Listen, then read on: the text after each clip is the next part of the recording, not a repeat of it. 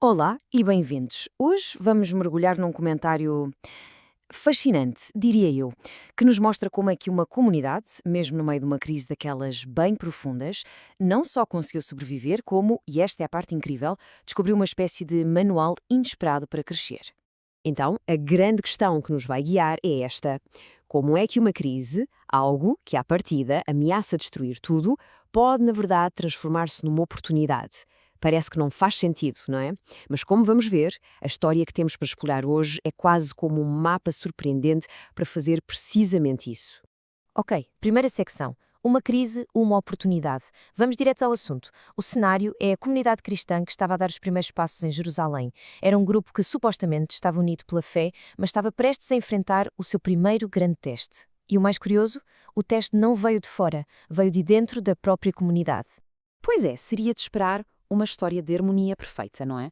Mas a realidade foi bem diferente. A verdade é que tudo começa com uma discussão, uma disputa interna, nascida de tensões culturais e, claro, linguísticas, bem no coração do grupo. Ok, para percebermos bem de onde veio o problema, temos mesmo de olhar para estes dois grupos. De um lado, tínhamos os chamados hebreus, eram os judeus locais que falavam aramaico. Do outro, os helenistas, que eram judeus que vinham de fora da diáspora, espalhados pelo Império Romano e que falavam grego. E a tensão entre eles, bem, explodiu por causa de uma coisa super prática: a distribuição de comida às viúvas. Parece que um dos grupos sentia que as suas viúvas estavam a ser deixadas para trás. E a escalada foi, uau, rapidíssima. Vejam bem, tudo começa com uma queixa sobre a comida das viúvas. A solução? Nomeeiam 7 homens, todos eles do grupo helenista, para tratar do assunto. Parecia resolvido, certo? Errado, porque um deles, Estevão, começa a pregar com tanto fervor a outros judeus helenistas que acaba por provocar uma reação violentíssima, que leva à sua própria execução. Reparem nisto, uma solução que era para ser interna acabou por criar uma crise externa e fatal. Segunda secção: os frutos da perseguição. E é aqui que a história dá uma volta completamente inesperada, porque vamos ver como é que a maior ameaça que a comunidade enfrentou se tornou, acreditem ou não, no motor do seu crescimento. Agora, atenção a este pormenor que é absolutamente crucial. A perseguição não foi para todos, foi cirúrgica. Visou especificamente os cristãos helenistas, ou seja, o grupo de Estevão. Os apóstolos, que eram do grupo dos hebreus, esses não foram alvo, ficaram em Jerusalém. E o resultado? Forçou precisamente o grupo que foi perseguido a fugir e a espalhar-se. E esta citação do documentário onde nos baseamos, bem, resume o paradoxo de uma forma perfeita. É paradoxalmente esta provação, a perseguição e a dispersão da comunidade que permite que a evangelização ganhe terreno. Ou seja, aquilo que foi uma tentativa de acabar com o movimento foi exatamente o que o fez espalhar-se por todo o lado. E se quisermos um exemplo concreto desta adaptação forçada, basta olhar para a história de Filipe, que era outro daqueles 7 homens. A missão original dele, em Jerusalém, era puramente logística, o tal serviço das mesas. Mas, quando é forçado a fugir, a sua missão muda radicalmente por pura necessidade. Em Samaria, ele já não está a servir mesas. Está na linha da frente a pregar, a levar a mensagem para territórios completamente novos. Terceira secção: a força da esperança. Ok, já vimos os acontecimentos, o que se passou no exterior. Agora, vamos virar-nos para dentro.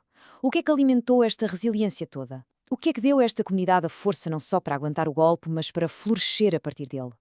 A resposta, como vamos ver, está na esperança. E o comentário que estamos a seguir sugere que há um modelo para esta resiliência e que o podemos encontrar nos Salmos. É uma esperança que funciona em 3 dimensões, quase como se tivesse 3 pilares. O primeiro é o passado, ir buscar força à memória coletiva, a histórias como a do Êxodo. O segundo é o presente, a partilha diária, a vivência da fé no agora. E o terceiro, claro, é o futuro, aquela crença firme e inabalável de que um dia toda a humanidade estaria unida. E este é um ponto-chave. Esta memória coletiva não era uma coisa que se aprendia nos livros ou numa sala de aula. Era algo que se vivia, todos os dias, nos rituais da família e da comunidade. A fé não era tanto ensinada, mas apanhada, por assim dizer, através de uma imersão lenta e contínua na vida partilhada do grupo. E isto leva-nos a uma citação que resume esta filosofia de uma forma brutal. Não fales a não ser que te perguntem, mas vive de tal maneira que te perguntem. A ideia é esta: o testemunho mais poderoso não é um grande discurso. É uma forma de viver que faz com que as outras pessoas fiquem curiosas, que as leva a perguntar. Quarta secção: a promessa de um defensor. Ok, agora vamos mergulhar na parte mais teológica, se quisermos, do comentário.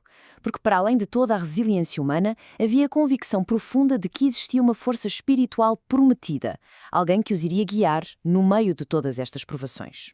E essa força tem um nome, o defensor, ou defensor. É um termo que vem do Evangelho de João e que se refere ao Espírito Santo. E o mais interessante é o seu significado original em grego. Significa, literalmente, alguém que é chamado para estar ao lado de, para assistir um acusado. Pensem num advogado de defesa, num conselheiro que está ali no meio de um julgamento. E este é fundamental para entender o papel deste defensor. A promessa não era de um escudo mágico que os ia proteger de todos os problemas. Nada disso. A promessa era de um assistente, uma força interior que os ajudaria durante o julgamento, durante a prova que o mundo lhes ia colocar pela frente. Ou seja, não impedia a crise, mas dava-lhes as ferramentas para a atravessar. E com isto chegamos à nossa última secção, um testemunho vivo.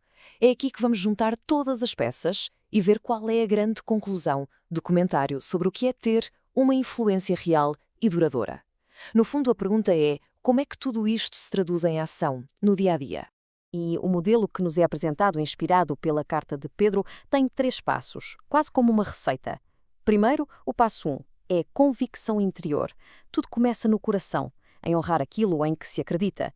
Depois, o passo 2 é conduta exterior, viver de acordo com isso, com uma boa consciência, com esperança. E só depois, e apenas depois, vem o passo 3, a defesa verbal. Estar preparado para explicar essa esperança, mas só se alguém perguntar. A lição é clara. A ação e o exemplo vêm sempre, sempre antes das palavras. E há uma citação, esta de Paulo VI, que reforça esta ideia de uma forma magistral. Os nossos contemporâneos precisam de testemunhas, não de mestres, e só ouvem os mestres se eles forem testemunhas. No fundo, a experiência de vida é infinitamente mais poderosa do que qualquer discurso. E assim, terminamos com uma pergunta para reflexão. Uma pergunta que, no fundo, resume toda esta análise. E se o testemunho mais poderoso não for de todo um discurso, mas sim uma forma de viver? Uma vida que, mesmo no meio da pior das crises, consegue irradiar uma esperança tão forte que leva os outros a parar e a perguntar: porquê?